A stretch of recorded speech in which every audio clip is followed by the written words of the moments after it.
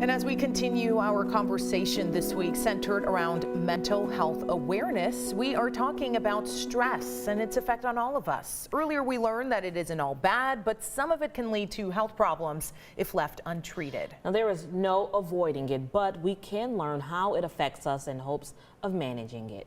Texas Today's Barry Roy is live with us this morning. And Barry, what are some of the best ways to manage stress? First and foremost, ask for help and open up for someone for support. I dug into the American Institute of Stress website, and it even states that it's difficult to measure if there's no agreement on how to define it. The American Institute of Stress says that 73% of people have stress that impacts their mental health. That could be family problems, work problems, relationship issues, just to name a few. I spoke with Katie Chadwell with the Heart of Texas Behavioral Health Network, and she talked about stress as an emotional tank. She says once that tank fills up, your mind can become foggy and you don't know what to do or where to turn next.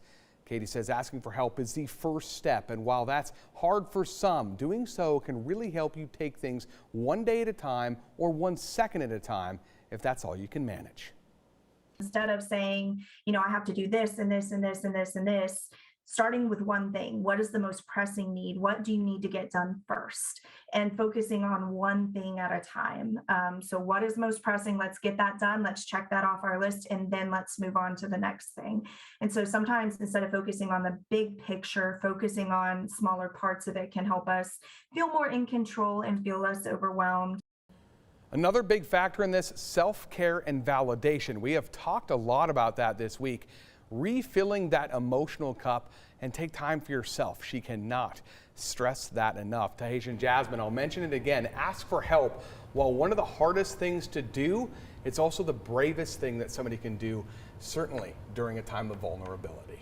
Oh, for sure. We were just talking about taking some time for yourself. We were looking at the video, going out of the country. But for me, one of the things I do to take time for myself, like I will go out to like breakfast or something by myself. Like I might wake up on a Saturday morning and just go get some breakfast and just by myself and just eat and just relax and just, sometimes it kind of feels like a little weight is lifted off my shoulder. Just do something for myself, you know? So. And I think what Katie was saying about looking at the smaller picture, especially on a weekend, right? When you're like, I have to do all of these errands, I need to get all of this done, and this is my day off and I don't want to do any of this. But if you focus on, okay, let me go grocery shopping, get that done. I'll focus on the next thing after that. And then it starts to become less stressful, because there are certain things that we can manage on our own.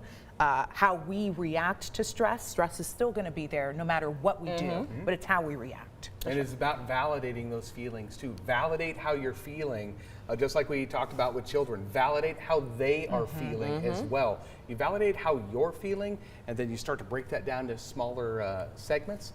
It's much more manageable at that time. It's not going to happen overnight. It could take some time, but certainly give it a try.